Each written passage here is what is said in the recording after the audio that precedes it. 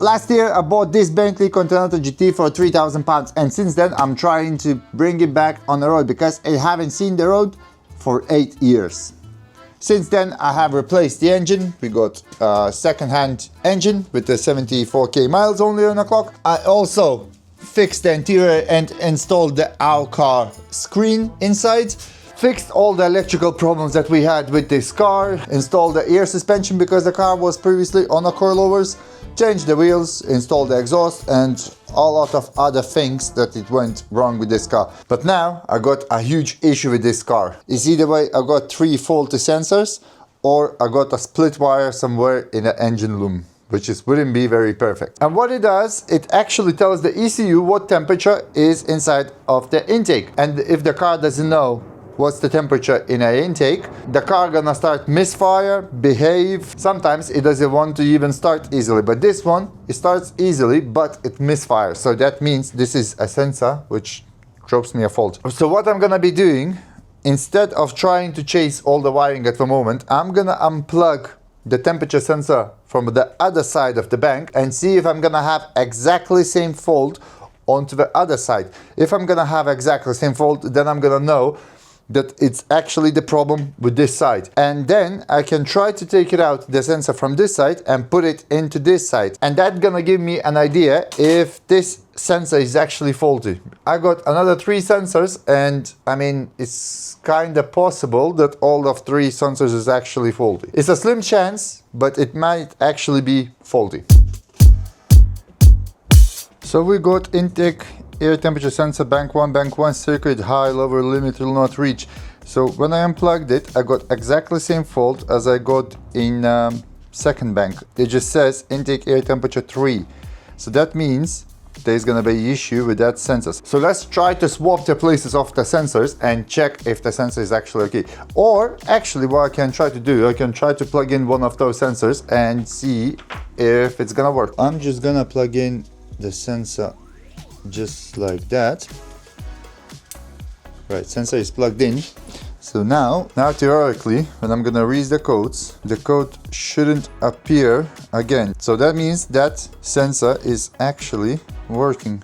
Read it. Yep, that sensor is actually working. Right, so what I know now, that this bank sensor and this sensor is actually working. So what it means that the wire on this sensor, it's somewhere broken, which is not a great news because I need to take everything out apart again and try to find where is that broken wire. I plugged in now the exactly same sensor that I have, which is actually working, and it says intake air temperature sensor 3 signal to high lower limit not reached. So that just confirms that there's actually a split wire. Oh my god, I don't want to take anything apart anymore from this car. Look how nice everything is in, and I need to take everything out. First I remove the air filters, then I take off the manifold to intercooler hoses. Once the filters is out, I'm putting blanks over the turbos because, as we all know, if anything falls in there, you're in for countless hours trying to get it out.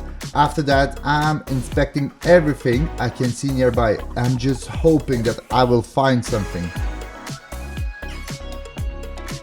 So instead of trying and ripping all my wiring loom on the car, I remembered that I got old engine. So I have stripped out the temperature sensor plug and the wire, and what I found it out, it actually goes into the ECU and it actually connects to those 4 wires, and other wire just carries on and goes directly to the ECU. So now I need to somehow find it out where it actually goes onto the ECU, and then I can check the continuity of the wire and see if it actually goes. So now that I know actually where that wire is going, I can check it where it actually goes on a car. And I know that it goes here, underneath all of the wiring over there. So I'm hoping I'm gonna find this wire somewhere here close that's actually broken. Right, the manifold needs to come off. It's held by 8 bolts, and for some unknown reasons 2 of there are completely stuck. But never mind, vice grips to the rescue. Once the manifold is finally off, I can see wiring harness much more clearly. And at this point, I'm still holding onto the hope that somewhere in here, there's a split or sliced wire just crying for the help. And obviously no damage anywhere near the engine, which means it's time to move on to the ECU, the heart of the car. Before you're doing any stripping of the wires, all the time check it with a multimeter, because I just stripped some of the wiring, and then I realized that I can actually check what's the voltage with a multimeter, and it's actually exactly the same voltage on each bank. So what's going on with that sensor? I have no clue. Honestly, I have no idea. I don't know. Unless the only thing that I can think that those sensors are specific for each side. Some of them has a green marking in here and some of them has a black.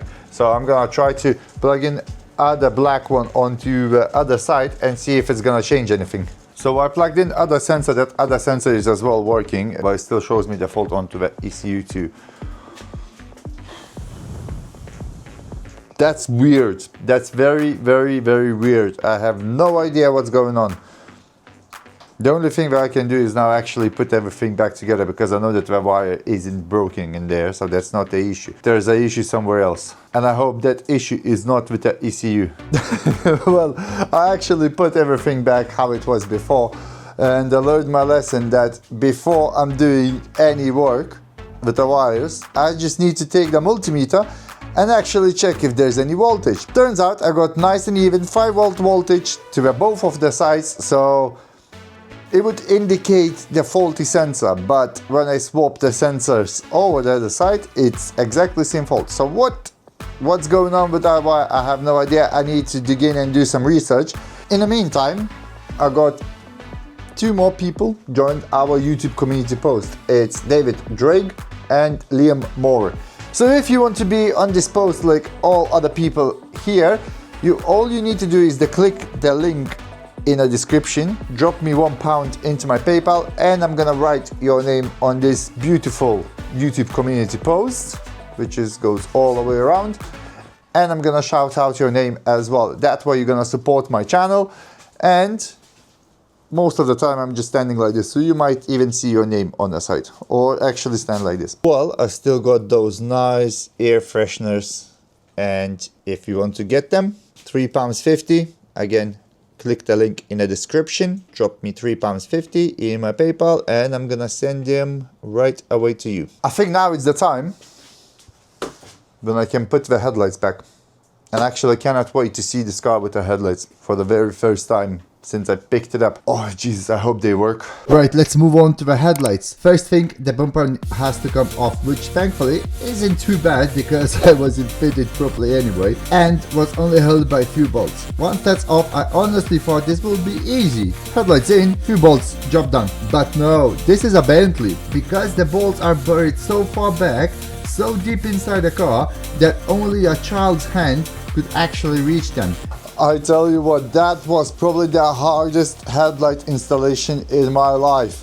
I spent 2 hours trying to squeeze those headlights in. Well, basically I spent 1 hour 30 minutes on one headlight, just because that headlight had every single bracket, and the other headlight doesn't have a shimmings, and also it doesn't have the bottom bracket. So I just put it in just to show you how cool it actually looks. Obviously, the car is without a bumper, and all the wiring for the headlights, well, for the halos, is kinda not in a place. Oh my god, I have to go in this weather now, just to show you. You see how much I love you? That I have to go outside in the rain and stand in the rain. Look at that.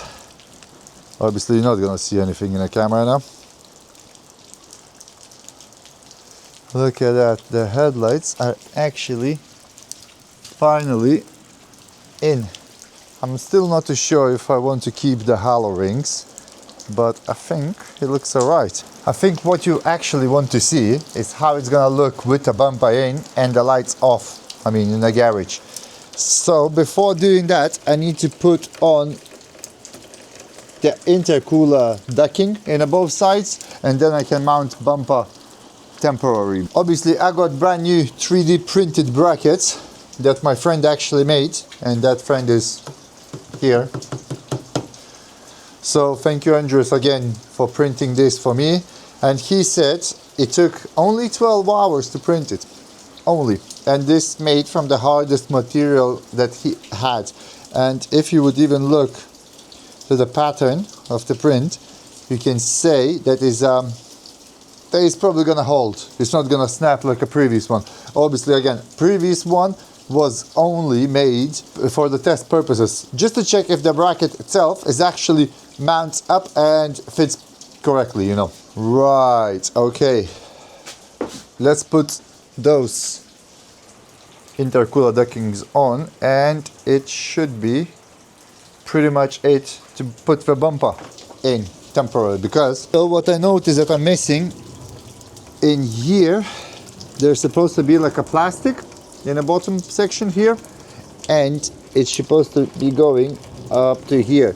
And I need to change the air con radiator, which is gonna be a step back, as I haven't noticed that this one is actually snapped off like that. It's supposed to be like that, but it's snapped.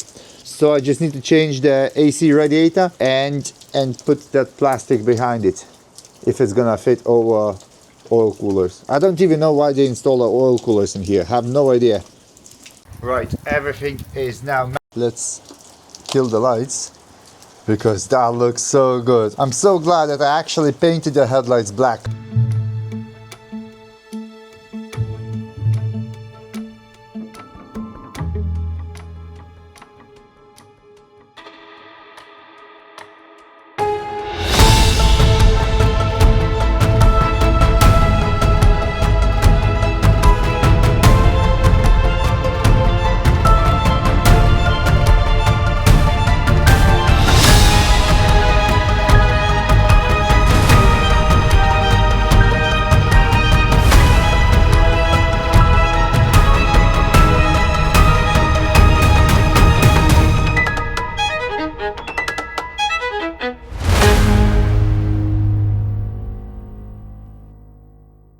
I mean, come on. Look how beautiful that looks. Obviously, bumper still needs to be, you know, mounted. But I couldn't wait to actually see how it looks fully. I mean, this is one of a hell beautiful car. It looks beefy now. I love it how it's turning out.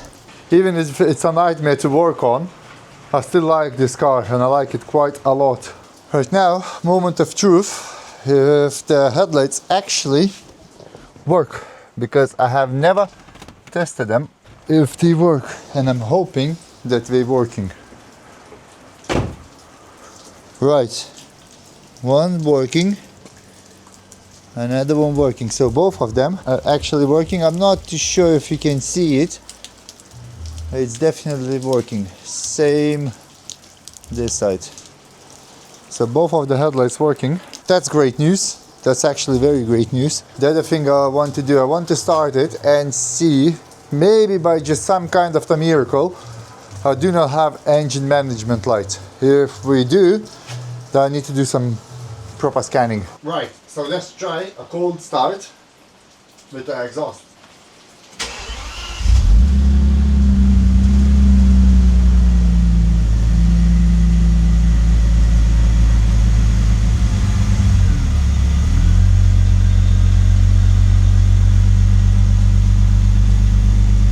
Right, so I still got engine management light on, and I need to actually scan it and see what the fault is now. Probably it's going to be exactly the same fault, but so far the car sounds okay. It doesn't misfire, and I'm at the moment pretty happy. Right, while we wait till the diagnostic is going to scan every single module, what I want to say is thank you so much for supporting my channel. Thank you for watching those videos. Thank you for engaging, commenting, liking.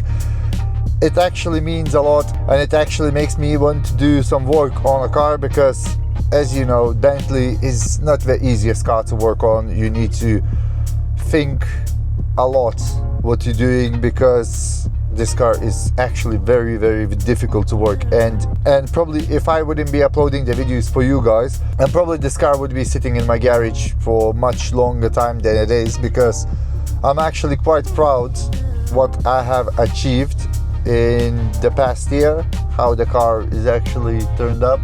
Sorry if I'm talking sometimes too much. I'm just trying to deliver the best content and best explanation that I can on my own. So yeah, thank you, for real, thank you. And if you want to keep supporting me, what you only need to do is subscribe to this channel, comment, like. Right, so we got our... So that being said, while I was talking, the diagnostic is actually done its job. At the moment it shows quite a lot of faults on the engine control modules. So what I'm gonna be doing now, I'm just gonna shut off the car and then gonna delete all the faults and check it if there any gonna appear again. So all the fault codes now are being deleted. I'm probably gonna make another big mistake in my life.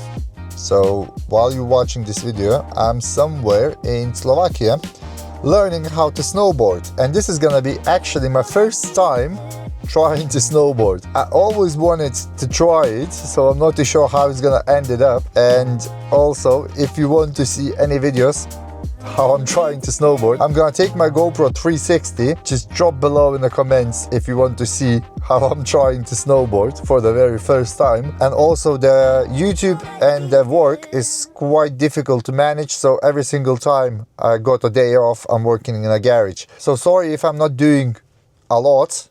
It's just not a easiest task to pay the bills and also move on with the project. As you know that the YouTube is not my full job, it's not the easiest actually task to go to work and also film it, edit it and upload to you guys. Thank you for patience on everything. So we got a few faults still left. Telephone obviously is gonna be on a telephone, still quite a lot. Engine control module 1 and engine control module 2. So what's wrong with those? This one is gonna say check the engine control module 2 for the whatever reason. DTC memory for engine control module 2, impossible signal. I know why, because if I'm checking the engine control module 2, I still got a intake air temperature sensor 3 signal too high, level limit not reached.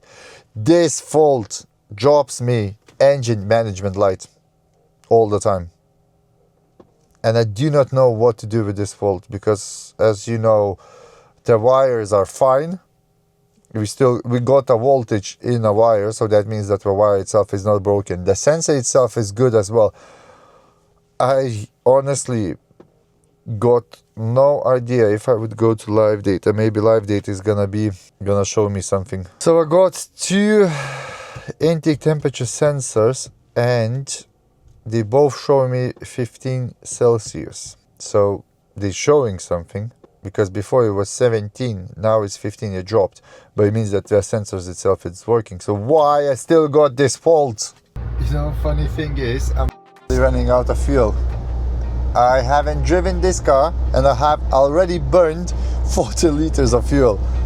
And also, while the car is actually working, I got a lot of faults. It's like I got 8 faults. So intake air temperature sensor, that we know. O2 sensor, heater control, camshaft position sensor, turbo supercharger, wastegate solenoid B, camshaft position actuator, A camshaft position activator, fuel cylinder 10, exhaust door valve short circuit to the ground, lower limit not reached. Well, I'm thinking that this car needs some driving done.